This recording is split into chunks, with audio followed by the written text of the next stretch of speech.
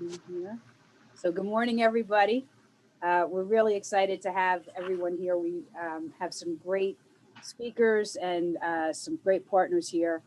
I'm Lori Pepinella. I'm the CEO of the Southern Ocean County Chamber. I'm here with Kate. She's going to be doing the monitoring of the chat and making sure that everybody gets a chance to make the most of this this morning. So this is our winter business and nonprofit forum. This is something that we've always partnered with Stockton University on. We're very happy, Michelle. Thank you again for helping coordinate. The event today is about rebounding events, moving past COVID-19. Certainly there's challenges. There's also opportunity. So we have two great speakers here that's going to present that. First is Dr. Criscione-Naylor. She is an associate professor for hospitality, tourism, and event management studies at Stockton, as well as very involved in the casino industry and management overall. She's going to be speaking, as well as Carol Waties. She's the director of the NJSBDC at Stockton, and she's an experienced attorney, a nonprofit director, a small business owner, and an adjunct professor. So both of them have their specialties in events, also the planning. So what we're hoping this live stream is going to do today is talk about the impact, the very real impact COVID-19 had on the event industry, the realities for future events, also that the information hubs that people can go back to get the state standards and industry information, how we know the right indicators for rebound, how we know what the community is going to need as far as events go, and also, in addition to strategies, how to thrive after this COVID-19 era into hopefully what will be, a much more safer upcoming year. So before I turn it over to Dr. Naylor, I just wanted to mention a few things that we have coming up. All of them are virtual. Tomorrow, we are launching our Land and Sea Guide. This is the official publication for our area. So we're having a lunchtime launch tomorrow at noon. Also, February 17th, we're doing a webinar with both Greater Atlantic City and Cape May Chambers. They are going to be joining us with the Pro New Jersey Grantor Trust information about small businesses getting grants to help sustain the offshore wind industry. And February 24th, we have Hiring on a Handshake, partnering with the Ocean County College Career Services about our virtual job fair that's going to be coming up. So all of that, plus registration is open for the Wedding Roadshow, very limited space for April 25th. So thank you again for joining us this morning, and I'm going to turn it over to Dr. Naylor. Great, thank you very much, Lori, and very excited to be here with all of you today. So hopefully you can see my screen. I'm going to go through a couple of different things, as Lori had mentioned today. And really what I'm hoping that you're going to get out of this is some additional resources and really a glimpse into some of the predictions that are out there, because as you all joined, Lori and I started a conversation about how there are so many different resources, but what are the most accurate ones in order to make the most and appropriate decisions going forward. So a couple of things that I'm going to talk with us about today is really looking and taking kind of a retrospect back to understand where we were and where are we going, because really we set ourselves up for success in rebounding, particularly within the event segment. And then I also want to share with you some of the recent research that is out, particularly if you're familiar with McKinsey & Company reports. They also have quarterly snapshots, and they really do tie directly into some of the movement in rebounding that we're seeing across the industry. So we're going to get started here today. And as Lori and Kate shared, we'll do some Q&A, but if you do, please put it in that chat and I'll make sure that we can get to those as well. So where I want to go is really start us off with, what was our snapshot and what does it look like? Because this is really an indicator of where we're going to go and how long it's going to really take us to rebound. So if you think about the Deloitte's U.S. Travel and Hospitality Outlook that was put out in 2019, it really focused on how powerful the hospitality, tourism, and travel sectors have been, and the way in which we started to see even a high level of digital innovation within our segment. And if we look at some of those numbers alone, what we saw from the 2009 to 2017, we saw specifically within the United States, our hotel gross bookings grow from 116 billion to 185 billion. And this is also looking at significant jumps when we look particularly at airline revenues. And this is really a good story, right? All before COVID-19 happened. But when we look specifically and start to break it down to what it looks like within the event industry, is that this is a huge segment within the United States. In fact, 5.9 million jobs here.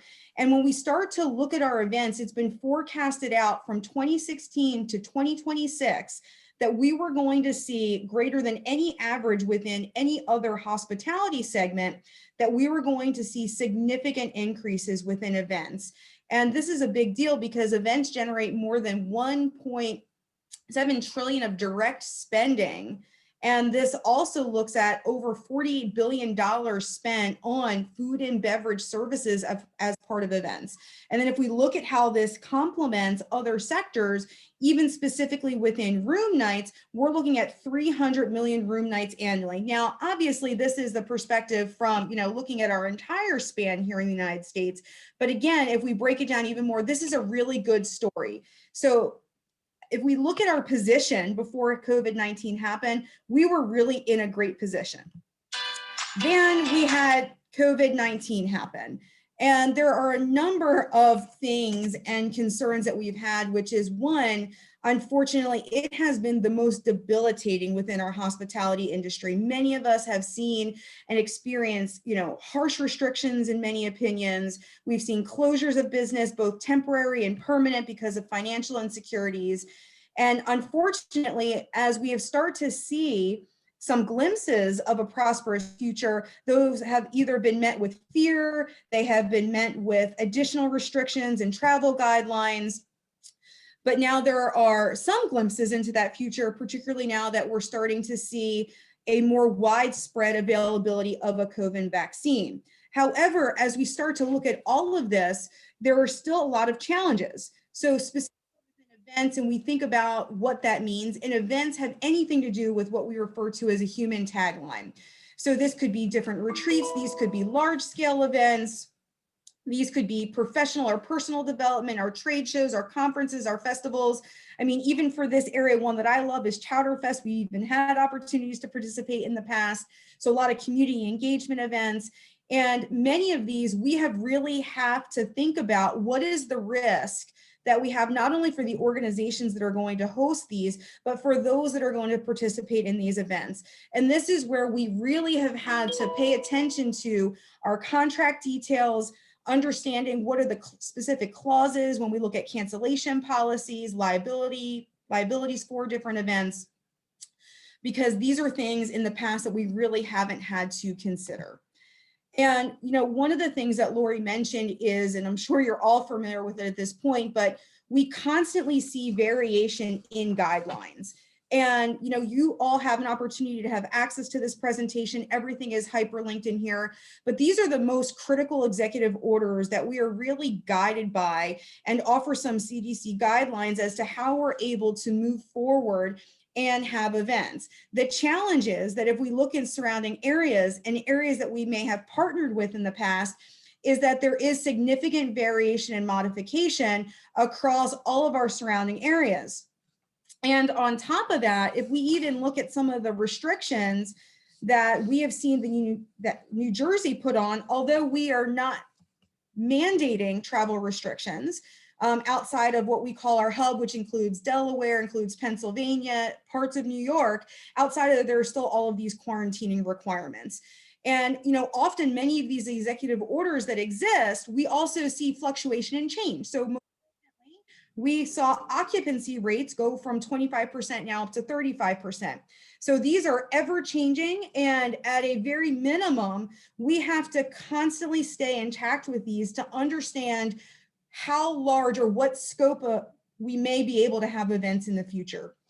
And I don't want to spend a lot of time on this, but again, these are the things that at a bare minimum we need to be familiar with. So I want to just kind of give and do a brief snapshot. And, although these are Atlantic City numbers, these can also say relative what we're likely to see and have experienced across the entire East Coast. And why I say that is, if we look just in Atlantic City as an indicator right now, obviously a little different than this area, more casino entertainment type of businesses, large scale hotels, which there are some commonalities, but just alone when it comes to revenues, Atlantic City has experienced $1.9 billion in year losses. And that includes over $182 million in lost revenues because of meetings and conventions. So when we start to think about this scope and size and take it more to our local communities, these are not going to be numbers that we're going to be able to immediately resolve and make up, because events, if you even look at planning of events, we're not necessarily 1 year out, we're 5 years out, 10 years out, 15 years out. And that becomes a challenge, particularly if we are hosting and have these long-term partnerships in certain areas. So what does this all mean, right? What does this mean for the future? What is McKinsey and Company saying? Are we going to be able to see some vitality come back to the industry? And the really short answer is yes.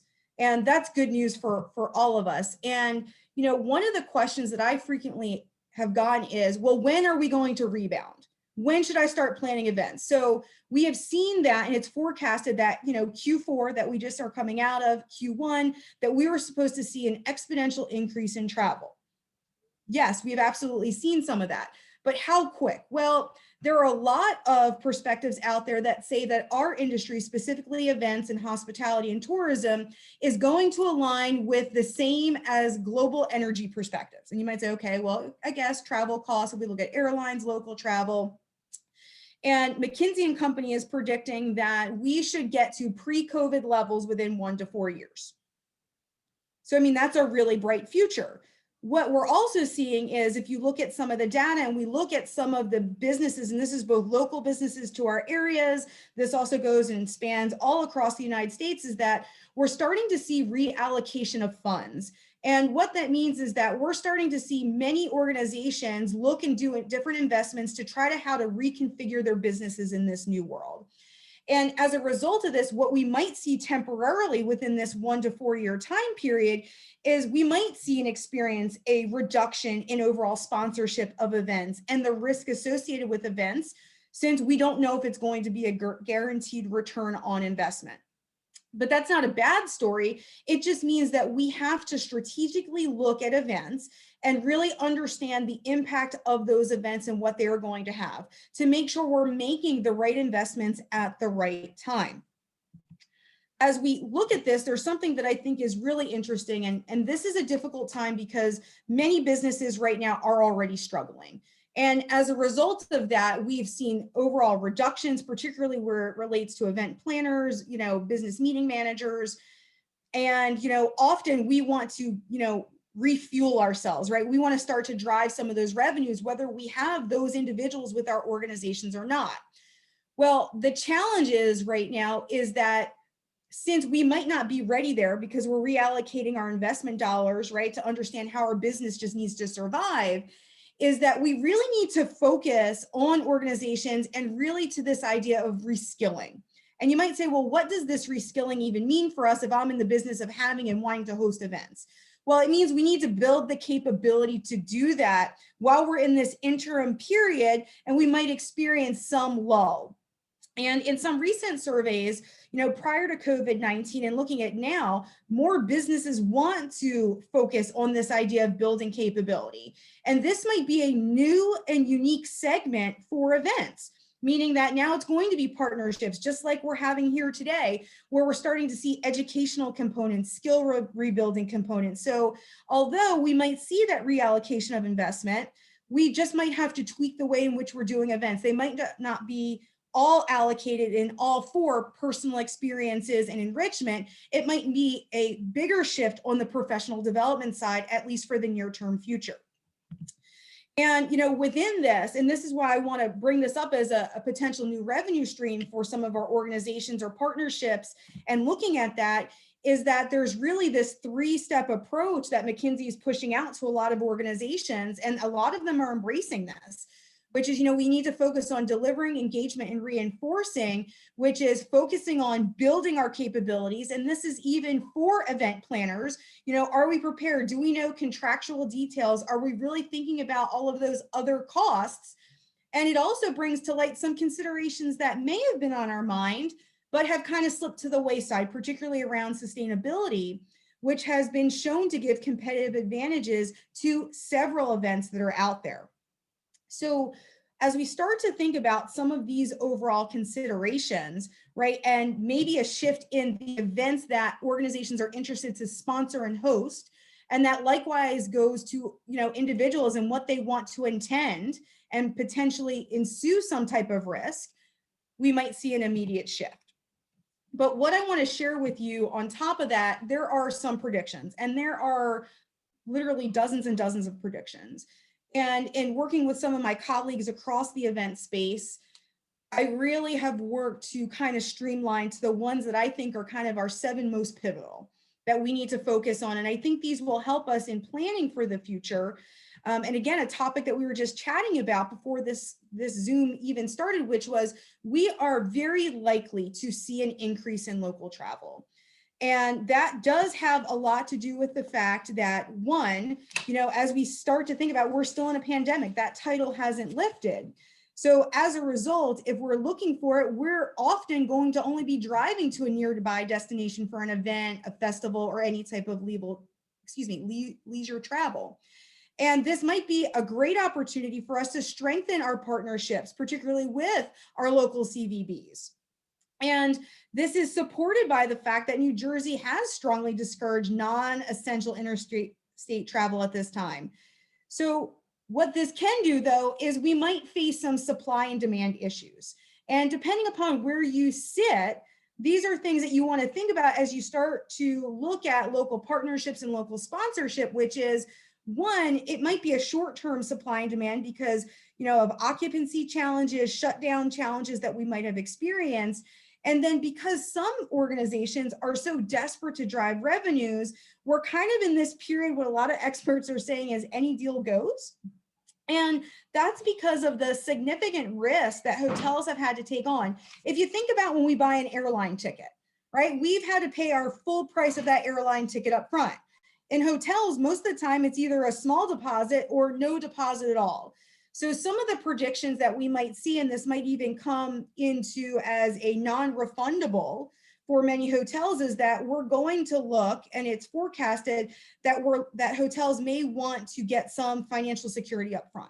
And that might change the way in which we do business as a whole, as well as how travelers are going to pick their destination. So whether or not that's something that's on your mind, and particularly if we have events and we know that with a particular event, we're looking at room night stays, whether it's a 1, a 1.5, or a 2.5 night stay, we just have to be very aware of that and forecast that into some of our overall projections. And that's where we get to this idea of we do have to focus on revenue generation from the value add of services. So it's just not good enough that we have partnerships for room blocks, we have commission rates.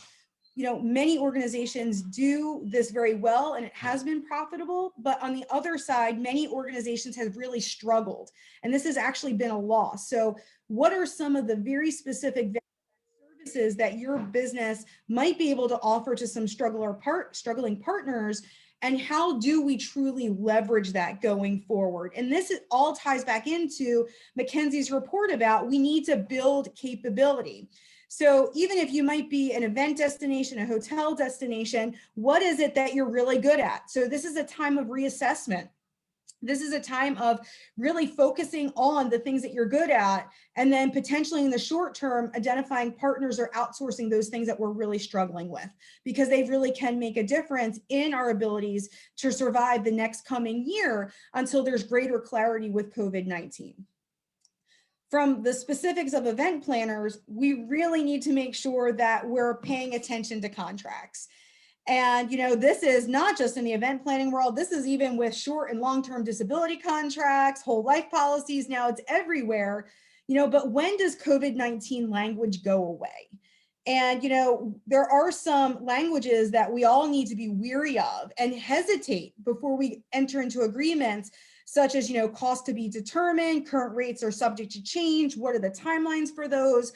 So we really have to pay a lot of attention to contracts going forward, more than what we did in the past.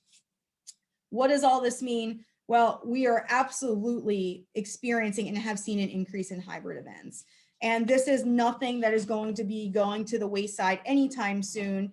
We absolutely have seen that Zoom burnout is a real thing, that virtual interactions are not as good as other interactions, but we have to continue to leverage the hybrid event until it is phased out. So there are forecasts that are out there that, particularly going into, fall, winter, that we might be able to get back to a very high level of operating with in-person events. But until then, we absolutely need to focus on hybrid events. And we really need to do that in a way that we're shifting our engagement and our focus.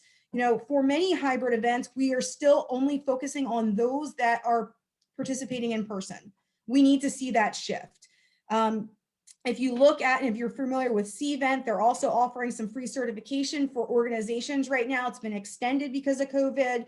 They offer specific training on how to maximize the hybrid experience, because there needs to be some vehicles or mechanisms to promote engagement between both audience types. So it's a big piece. This is where technology providers are really tying in. How do we start to leverage some of that, and what does that look like? Because what we're forecasting out for the long term is that hybrid events are going to most likely be the most popular format, at least for the next several months, including up to the next year, year and a half. So when we start to think about this, and there are some resources that are available in the presentation, is that, a lot of organizations are embracing this hybrid event, because it's cheaper and more efficient strategy. And as we start to see this, and these are just some stats that were thrown out through Event Manager blog, is that the likeliness of events as we start to see this is that, April through June, the likeliness is, it's very likely that we're going to see upticks in events. And the risk, though, is still at moderate. So as we have the ability to focus more on outdoor events, we're lowering that risk. CDC considers that, lower moderate risk. We still have to stay within there, but there are certain questions that you should ask yourself and your business and those events that you want to support. What is the right platform? What is my intended audience size? What am I trying to do? How does the event design look around that? Because that will highly have to change based on your availability of resources as well as your staff that you have. So I'm going to stop here because I know that was a lot to digest. And I want to open it up to some, brief, Q&A, unless Kate and Lori tell me we want to wait until Carol chats. I think we're going to hold the Q&A till the end. Okay. This way people can understand, the full presentation, and they might questions. That works. Great. Well, thank you. You can throw some questions in the chat as we go along, just to make sure that you don't lose track of what you wanted to ask. But certainly we could bring Carol on. Thank you so much, Dr. Naylor. It was very informative, much appreciated. A lot of information to take in. And now we look forward to hearing from Carol. So thank you. Hello, I'm going to share my screen.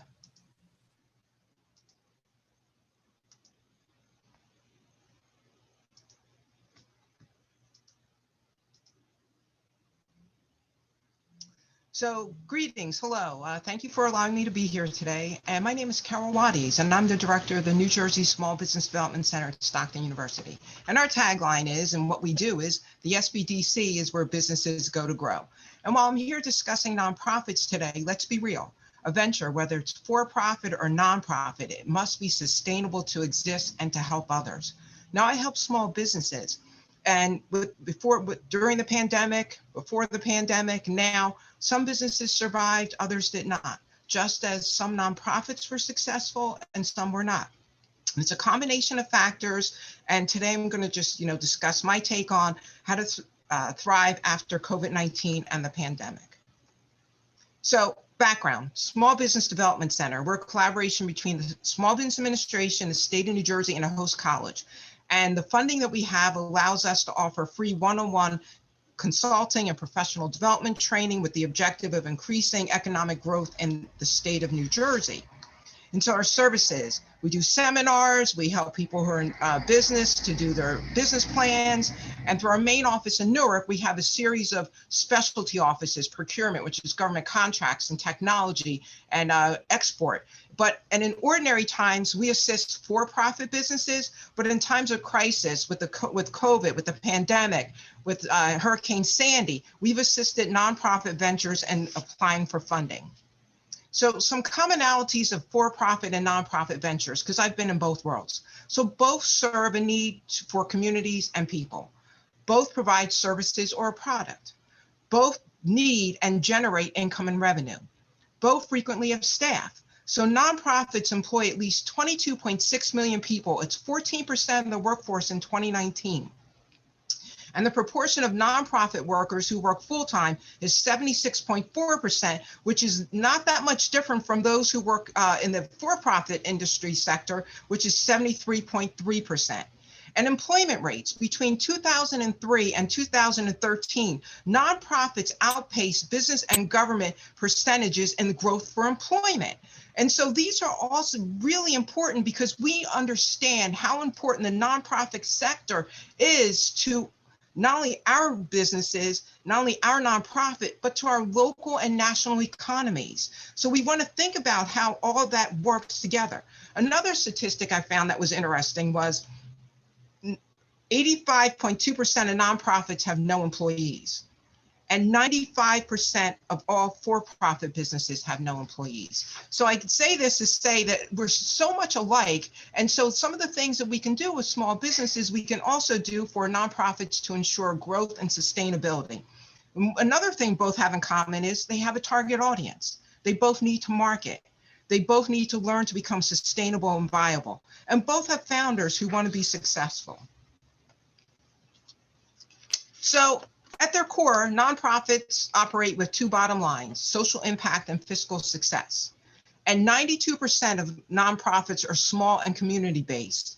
92% spend less than $1 million annually, and 88% spend less than $500,000. And once again, I talked about the number of people who are employed in the nonprofit industry. But one thing I found, which was really interesting to me, was less than 3% of nonprofits lobby to advance their missions. And that's compared to almost 100% have the ability to do so. So one of the things that has happened with the coronavirus is there's been roughly $13 billion in donations to relief funds for nonprofits. And so a lot of it has gone to developing vaccines, but a significant number has gone to local institutions, local charities. So even though events have been canceled, they've been moving them to online or distance. Individual giving, people are still giving. Earned income, which a lot of nonprofits rely on, is still substantial. And so contracts that are with public bodies, entities, renting out space, doing training events, and other commercial enterprises are still effective, and they're still revenue generators for nonprofits. So, and trust and foundations, of course, that's also a good source of revenue. But one thing I saw in New Jersey Pandemic Relief Fund has raised over $41 million and provided over $36 million to more than 460 nonprofits in New Jersey. And I was really excited when I saw that, because I can't find the numbers for New Jersey for how many nonprofits in New Jersey actually applied for PPP loans. And they were eligible for the different programs, and I could not find that number. And I saw, now the only statistic I was able to find was Ohio, and 48% that applied, 48% applied, and but that's a huge number that didn't. So I want us to think about all the potential revenue sources that are out there that we can use for nonprofit entities until things get back to normal or semi-normal. Because one of the issues is the effects of the pandemic may be felt for a while. Those of us who remember, the 2001, the recession, those of us who remember 2008, we remember that it was a little bit different. It took us a while to get back on track. So when you looked at pre-March 2020, the economic growth looked really good for businesses and for nonprofits. But one of the things I think a lot of us haven't realized is there's a recession every 8 to 12 years. And there have been as many as 47 recessions in the United States dating back to the Articles of Confederation. When I first started working with my brother back in 1988, there was a recession back in 1991. And my dad, who had been self-employed since 1959, said to us, all you have to do is get through this year. There's going to be a recession. Just get through this year. And I think a lot of businesses and nonprofits don't see it that way. All we've got to do is survive this year. What do we need to do to survive this year? What strategies can we incorporate? And what strategies are out there and what options are out there for us? Because it may take a few years for individual giving to recover. Some of the things that I've been thinking about is maybe nonprofits can consider becoming more business-like. And one of the things is you don't have to become a business, but more business-like. So know and understand your financials. What do you need to do to be stable? What do you need to do to survive right now, next year, and then to thrive? Can you offer new products or services or programs, or can you tweak what you're doing? Can you pivot? If so, what to? Can you create a sustainable income stream, and not just grants, but a revenue stream? So as we're thinking about what we can do, can we raise funds? Can we save money? Because a nonprofit is a tax situation. It's a tax status. It's not a financial situation. We want to have fundraising. We want to have budgets that are tied to our organization's effectiveness. And we want to have goals, and we want to be able to achieve the mission. So we want to think about, can we build models of earned income? Can we diversify income? Can we make the mission itself profitable?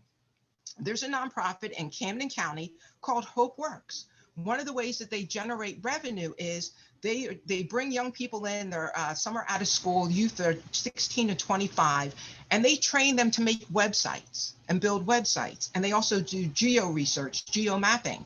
So the websites, though, they make them for-profit businesses, but they charge the for-profit business. So those are some of the things that businesses, that nonprofits can think about. So not necessarily building websites, but how you can generate revenue. So there's an agency called First Step Staffing. And what they do is they provide staffing, but their model is they provide staffing to veterans, and they work with people who've had a prior criminal background. So those are things we want to think about.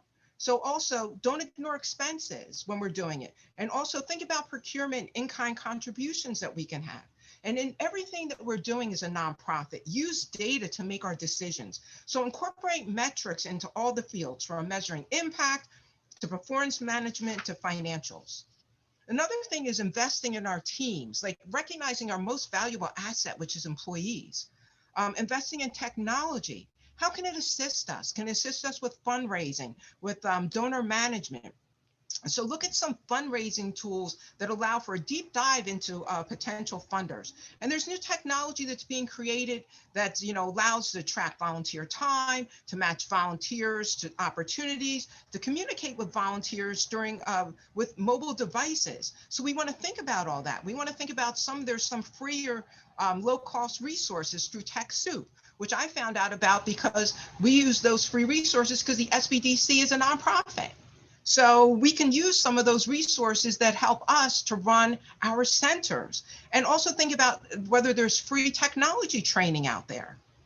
So investing in marketing, because we need to know, what are our marketing tools? What's our marketing message? Are we communicating consistently? Are we communicating effectively? And are we managing our reputations?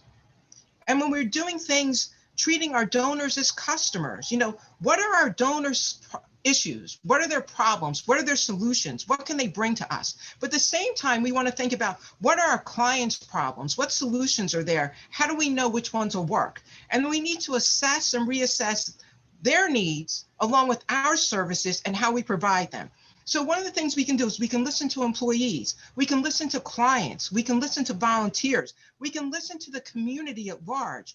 We can re-engage with past donors and grantees and clients and communities and remind them that we're out there and what our message is. And we can also redefine relationships. So maybe we want to grow some relationships and we want to pull back some relationships. And this is the perfect time for us to decide which relationships work for us. So for those we want to pull back from, we have an opportunity, we have an excuse, the pandemic. For those we want to grow, we have an excuse, the pandemic. So see what we can do. We also want to create goodwill. Can we do something different now? We're seeing a lot of innovation. So it's not just events that are, that are virtual events, but there's innovative programs. And think about goodwill that you can create with the community by serving the community, by involving community members, so that even though we may not be able to provide all the services they need right now, they're going to remember us later. So maybe think about having a book drive for children. Something that is a little bit different, but still connects us to the community. But then again, it brings goodwill to us. And so one of the other thing I'm thinking is have a plan, a business plan, not just a mission statement and bylaws, because nonprofits a lot of them have mission statements that are like 3 pages, and they have bylaws that somebody wrote for them that are that thick. Some lawyer wrote it and you can't understand it, but they don't have a business plan. So you want to have a business plan, which is that foundation for your venture, for your nonprofit. It doesn't have to be 700 pages long, like you see the kids who have the competitions and they do the business plans. When I teach entrepreneurship and writing the business plan, I tell my students, your plan should be anywhere between 6 and 10 pages, because if it's 24 pages, a bank's not going to read it, nobody's going to read it. And there's templates that are out there. So these are things that you can do, but you want to have that business plan to document the nonprofit's future, your objectives, your strategies. It's going to be your roadmap, your blueprint. You didn't start without a plan or a goal, so why not have one to run the nonprofit? You want to have your marketing plan, that written document that describes your advertising, your marketing efforts for the next year, your situation, your target market, your positioning, the marketing mix that you intend to use. So you need that marketing plan because once again, it's built around goals and objectives. So it has strategies like traditional media, social media, networking, referrals, that good reputation, blogs, podcasts. You want to use the tools that are available like CRM, brand awareness, search engine optimization, doing all those things. And you want to consider, what you're going to do digitally. Are you going to expand your e-commerce? Or there going to be strategies that allow people now to donate, digitally? And then you want to know those action steps. What dates are you going to do everything? And then consider having a strategic plan. And so that's the organization's process of defining the strategy and direction, and then making decisions to allocate resources to pursue that strategy. And as you're doing that, think about what must be done for us to reach the next stage. And as you're creating the strategic plan, consider, if new revenue streams exist, and consider a pivot. Know all of your options and opportunities. I'm huge on options and opportunities because options and opportunities allow us to consider possibilities. They make us consider risk. And I know Dr. Naylor mentioned risk. Consider risk. Make it a calculated risk. We can analyze, but we can't do all that if we don't know our options and opportunities. We can't even plan well without knowing that. We need to know our financial plans. Like what is the nonprofit's financial situation? We need to know all that. We need to understand, are we saving money? What is our revenue? What are our strategies to produce revenue? We also need to have the continuity plan. So we know what potential disaster scenarios are out there and the steps that we're going to take so that we can return to our regular trade. Sandy hit a lot of us really hard. And back in 2008, I was with the SBDC. I was the assistant director then. And we were really working hard with ventures, for-profit and nonprofit. And we were like, do your continuity plan. Know where everything is because a crisis is coming. Nobody expected the pandemic, but there's always a crisis. We're in an area where there's hurricanes. There's recessions. What are you going to do? So you want to have them written ahead of time so you can put them into place so that you can define risks that can affect your operations. And risks, once again, they can be fires, they can be floods, they can be weather related, they can be cyber attacks. So we want to know what we're going to do. We want to know what risks there are. We want to implement safeguards and procedures to mitigate those risks. We want to test them. And then we want to review the process to make sure it's up to date. And that's important, having that business continuity plan, because threats and disruption, they can mean a loss of revenue, higher costs, which then can increase the mission, which can decrease the services that the nonprofit is going to offer, or at least can consider offering. And the other thing we need to do is have a succession plan. So what's the clear strategy when directors and higher level people, managers leave? So what are we going, so we need to know all that. And new leadership also needs to know roles, and they need to be prepared for transitions. And we need to be able to consider new candidates or roles now, rather than when we're in a crisis situation. Think about, can we collaborate? If so, with who? Organizations, businesses, educational institutions, other nonprofit organizations. Can we merge programs? If there's the same vision or mission, or is it something that's complementary? Can we combine services? Can we have strategic alliances? I'm not big on partnerships. I know some people like partnerships. I like strategic alliances. And I probably am not big on partnerships simply because I practice law and I could see what happened when partnerships did not go well. So I tell people, think about that strategic alliance. Is it the collaboration that nonprofits can enter with another party, whether it's a for-profit, a nonprofit, an individual, but it's done intentionally and it's designed to leverage strengths of each party so we can achieve a common goal. So we may want to put our agreements in writing. So we may want to do that, but we want to make sure that it's, when we have that strategic alliance, it's a mutually useful relationship. We want to share resources. We want to share information. We want to become known as the go-to organization. And when the crisis, once again, can you create or capitalize on an opportunity? Outreach to other organizations, members of the community, have a diverse board of directors. And one of the things about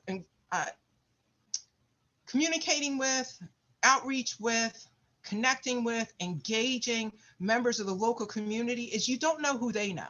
When I worked at the nonprofit, and I was one of my, we were special populations in advocacy. So I did the advocacy.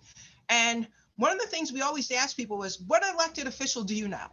And so we kept track of that, because one, if we were doing some lobbying, we wanted them to, mention it, but also we wanted them to know that it was okay for them to say they volunteered with us, because we wanted to be on that elected official's radar.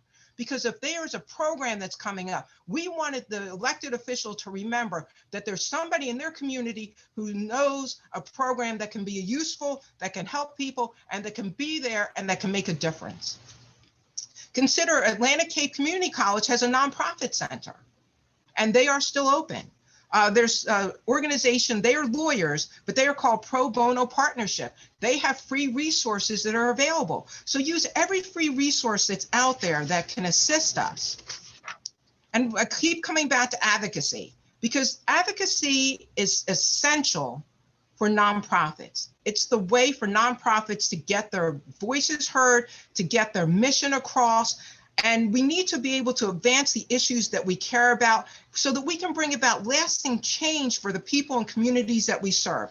And advocacy, once again, it's not just about lobbying politicians. It's about informing our volunteers, our constituents, and our communities. It begins with a simple question: why does a nonprofit exist? And then we talk about why what we do has such an impact, and then we want to advocate for that mission or cause. So it can be direct lobbying, contacting legislators or governmental officials, or even that grassroots lobbying, when we, attempt to influence by letting the public know the issues and having a call to action.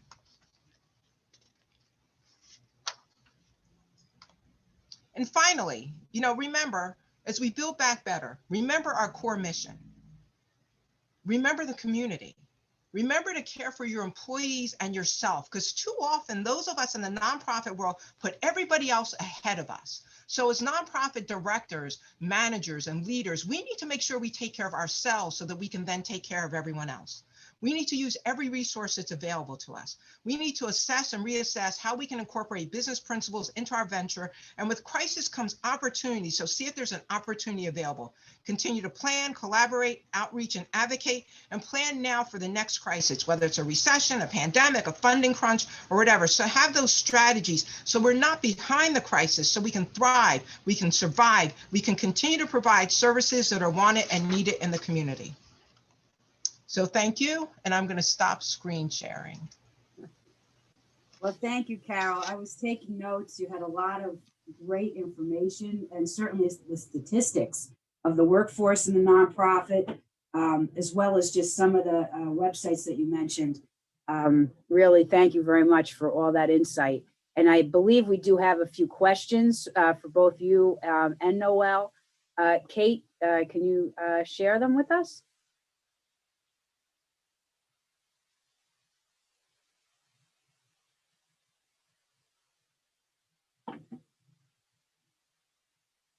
Right, we got to unmute. There we go. I'm so sorry. I do know how to do this. So one question is, what about the risk for planning a public event for late summer or fall? So a lot of the research that is out there and based on predictions and where we are seeing, some increase and some declines in numbers, we are expecting, a rise in public events, starting towards the latter part of summer. There is significant reduction in overall risk because it's an outdoor event. And then obviously whatever the gathering guidelines will be at that time, we just have to make sure that we're practicing that social distancing. So one of the things that our office gets a lot of questions about is the practicality of it. Will there be a need for testing volunteers or screening attendees, taking temperatures? How do we go forward to plan something with these additional costs and barriers? So that's a great question, Lori. And, when you look at some of the recommendations, because again, there really is, it exposes us to so many uncertainties, and we're not really sure what that is going to look like, is that there is going to be significant cost. And that's why, some organizations have decided to do a further postponement because the return on investment isn't there or the loss is too great. But, there are absolutely recommendations if you're going to do events going forward to reduce it and really create this overall sense of safety, is that, yeah, you are going to be doing, temperatures at check-in, that you're going to prepare for that you're going to have some type of screening process that is built into your event. So, there really is either this additional secure, safety protocol that needs to be put in place. One, to get people to even want to go to the event, because there really are, some mixed statistics out there. There are individuals that, want to go out, want to engage, and then there are others that have a heightened sense of fear. And that's not only fear of COVID, but fear of the COVID vaccine, and are not willing to get vaccinated. Now, one of the things that we chatted about before this call started is that, right now the research and development teams for the cruise line industry and their groups of lawyers are trying to identify whether or not they can require, as part of eligibility to participate, if they can require the vaccine. That's something, and I don't know, Carol, if you've come across any of that considering your discipline and background. But, there's that, are we increasing the safety protocols? Are we going to do all the distancing? Are we going to do temperature checks, general screening? If not, if that's too much of a risk and we've really outweighed that to understand, what is our break even? How many people do we need to come to this event to say that it's successful? And is it worth it to postpone where we might have a greater sense of guarantee on that return on investment? Thank you. Kate, is there, I know there might be some more questions in Yep. chat. We do have a few more. And where would be a good place? Where would we get the best guidelines? Like, where can we get all this information? So there are a couple of free resources when it comes to events. So, and I'd be more than happy, and I'll put it, some of the web addresses in the chat box. Okay. But if anybody is familiar, particularly the event planners in this meeting today, is PCMA has put together an entire repository of COVID resources. And that includes everything from recommended guidelines as far as, thermal imaging, temperature checks. How are we going to restructure and set up registration booths and do it in a more, social distance perspective? So all of those guidelines, there's a resource, I'll put it in the chat box. So PCMA, also CVent, they also provide all of the guidelines. This is also an organization who traditionally has charged around the $300 or more premium for any of their professional development courses. And right now, they had offered them free up until December. They've now extended that. So there are virtual certificate programs for hybrid events, social distancing guidelines, and overall prevention and social distancing with events. So those are two main ones that I would go to. They're vetted. More or less, if you had to, I would say they're more fact-checked than some others. Of course, there are some other blogs that are really important out there and have been used as validated sources. So I will also put that in the chat box now for everyone. Lori, even though we work with for-profit businesses, we do, as part of the, not just the Stockton Center, as part of the NJSBDC network, we have trainings that are available, and some are free, and they're open to everyone. So there are a variety of topics. They range from marketing to business plans to cybersecurity.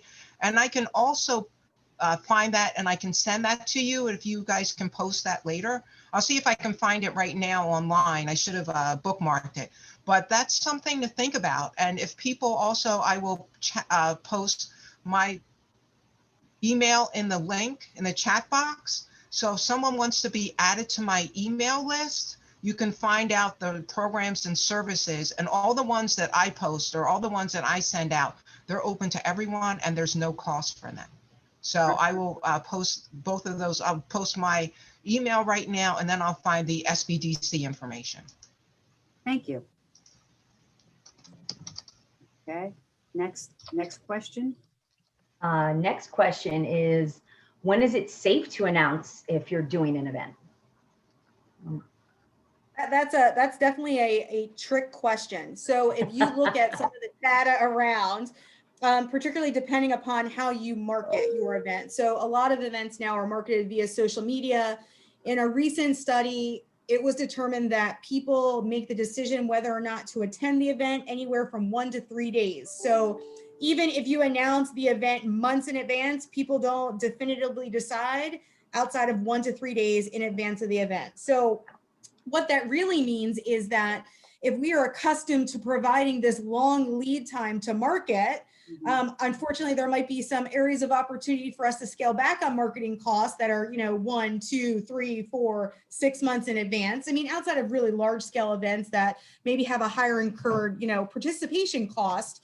But outside of that, we do have, more narrow timelines that we can work within. So you are safer to, maybe postpone announcements, even though you're in the planning process for those events. So, typically I think that we are going to see a reduction in the timeline to announce events. And I think that gives a little bit more safety and security so we don't disappoint and have to frequently cancel events as well. Because that's another thing we have to consider is the perception of cancellations.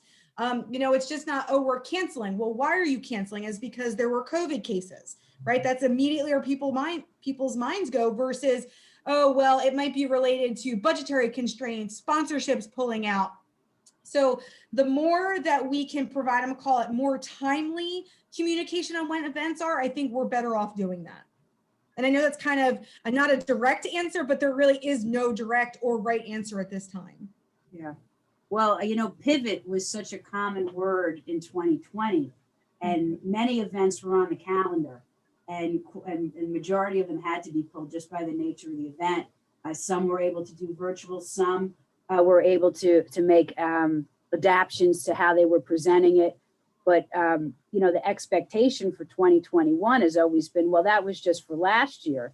But now as we get into, approaching the second quarter of 2021, there's still quite clear calendars out there. So we get calls constantly about, we want to plan something, but we're not sure if we're going to be able to do it, but we want to save the date. We want to put the date out there, but we're not sure if we could do it. So is there some sort of, I know there's disclaimers that this, you know, when I'm on the Ship Bottom Christmas Parade Committee, and from the very beginning, the disclaimer was the parade could be pulled at any time.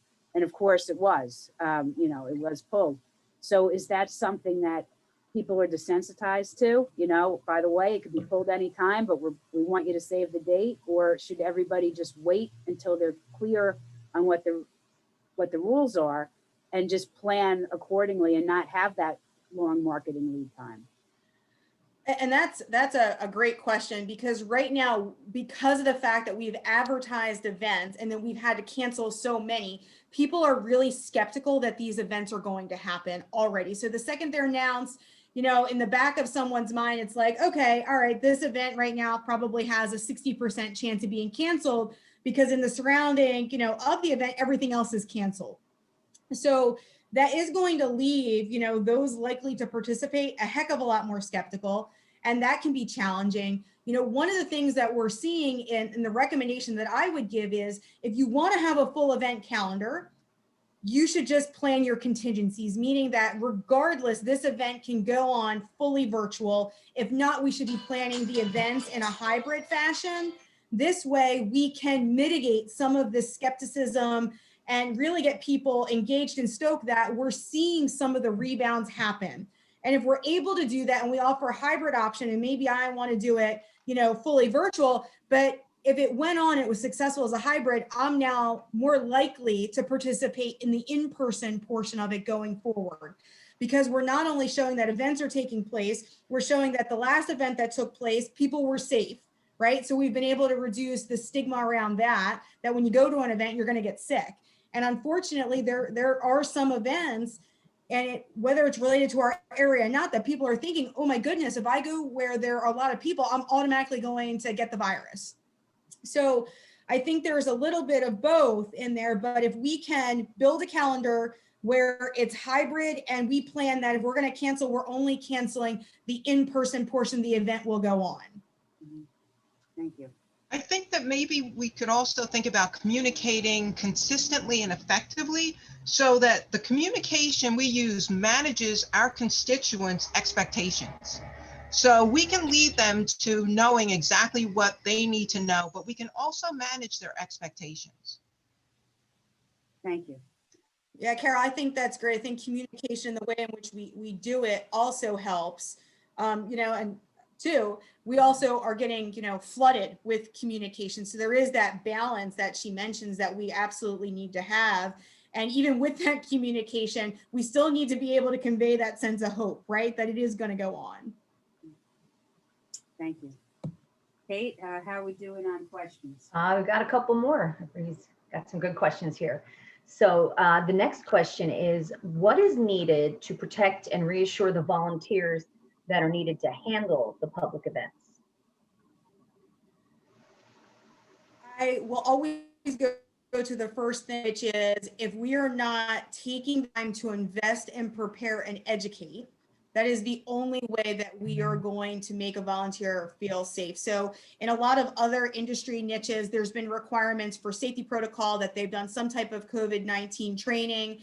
And, you know, whether it's a brief orientation to go over safety protocol, I mean, there are requirements from the CDC, right, on hand sanitizing stations and things of that nature. But putting together a comprehensive package, of course, it can't be overwhelming to the person, but show these that you've invested in the time to prepare them material, that you've taken these specific protocol steps to make sure that they're safe.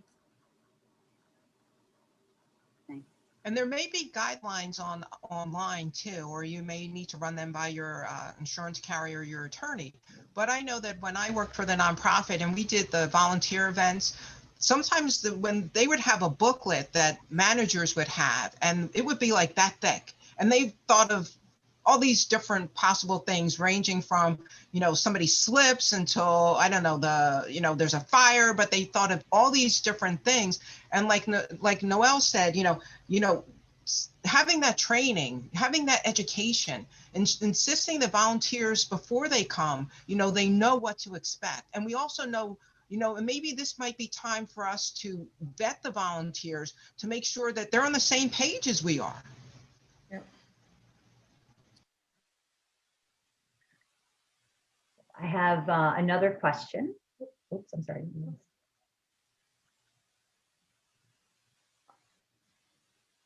I'm sorry, Kate, go ahead. I was just going to mention that, No, go ahead, mention. The other requirement that I've seen is testing, that, prior to an event, 3 days prior to the event, we want to have someone tested to make sure that they're safe and others are going to be working in there. So there is validation thing that I've also seen as a strategy.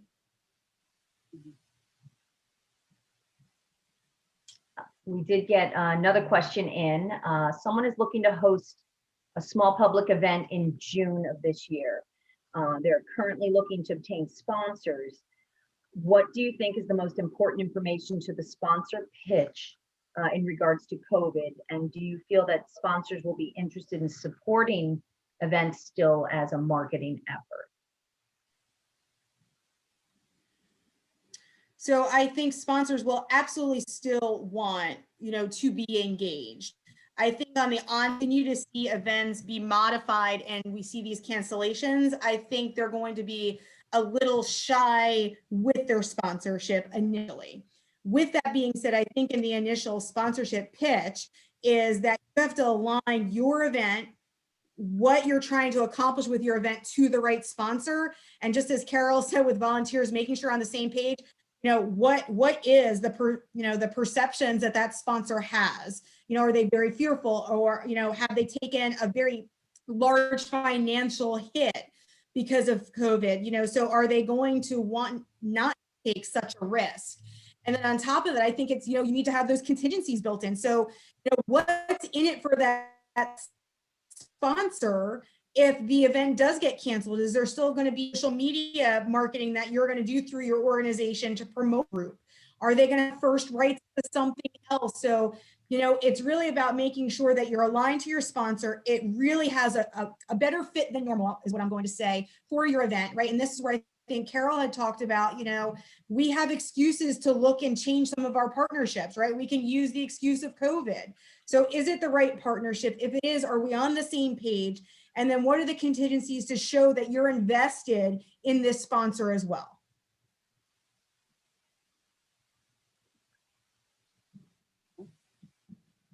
All right, and go ahead, Carol. I was going to say, in addition to the alignment, we want to know for potential sponsors, what is their procedure for hosting events?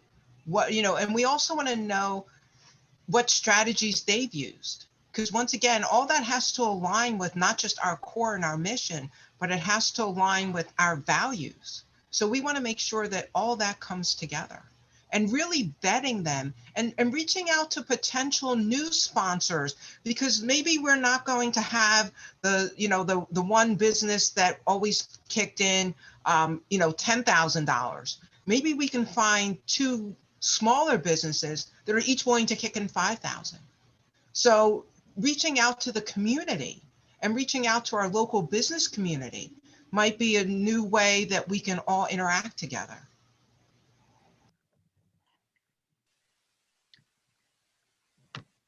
Another question that I have is, how do you respond to public concerns about hosting something during a pandemic?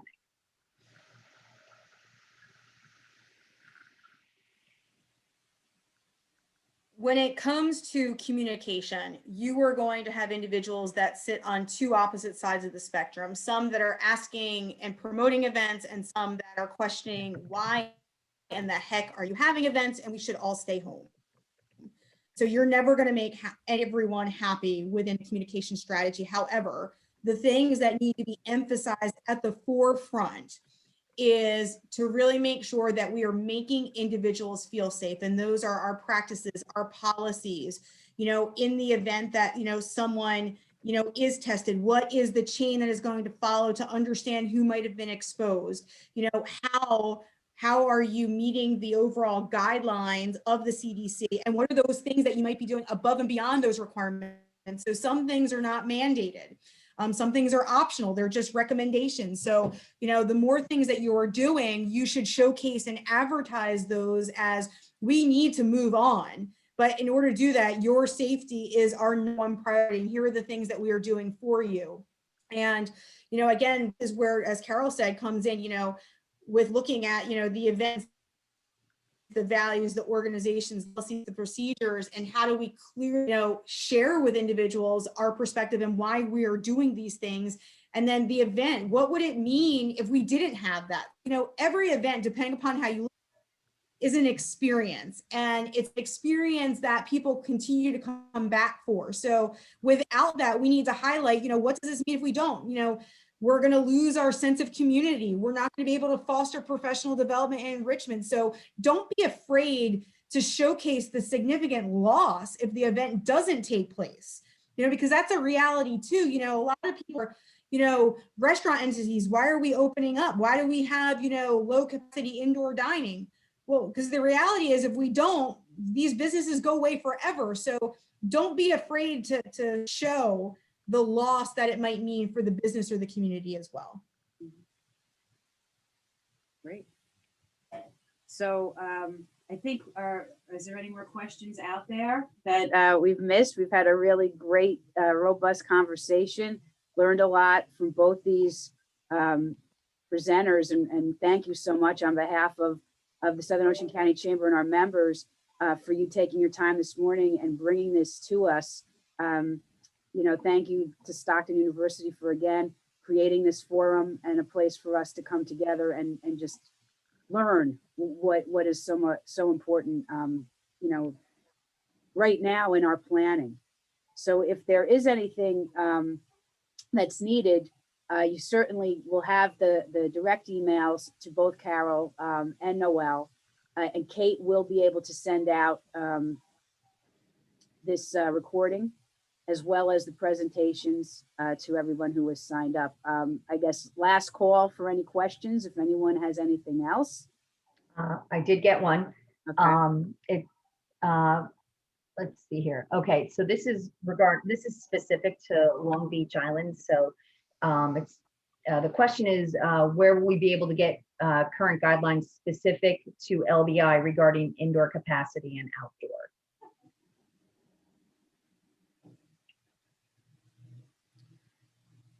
So I'm going to at least say, so general guidelines that almost all districts are following are going to be in the information hub that's followed by the state of New Jersey.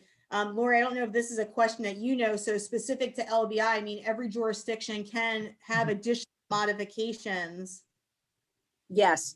So especially when it comes to outdoor dining, we certainly realized that this past fall, some were asked to take down, you know, the additional tents. Some were given permission to extend it longer. The ruling that just came out with the extension of the 35%, of course, that is unilateral across the state, but the after 10 p.m. is left to jurisdictions if they want to allow people to be able to stay out longer. And, you know, many, you know, haven't sounded off that they were opposed to restaurants setting their own or going back to their established times. But we're in the winter right now, so you know, the established times are going to be changed as well. But in the summer, I'm imagining all these things are going to come into effect to make the most of accommodating as many people safely as possible. My I guess best thing is to call the town that you're in directly and find out exactly what that town has on, you know, on their plans, whether they're going to vote on anything that's going to change it, or if they're just going to roll with what the state, you know, allows.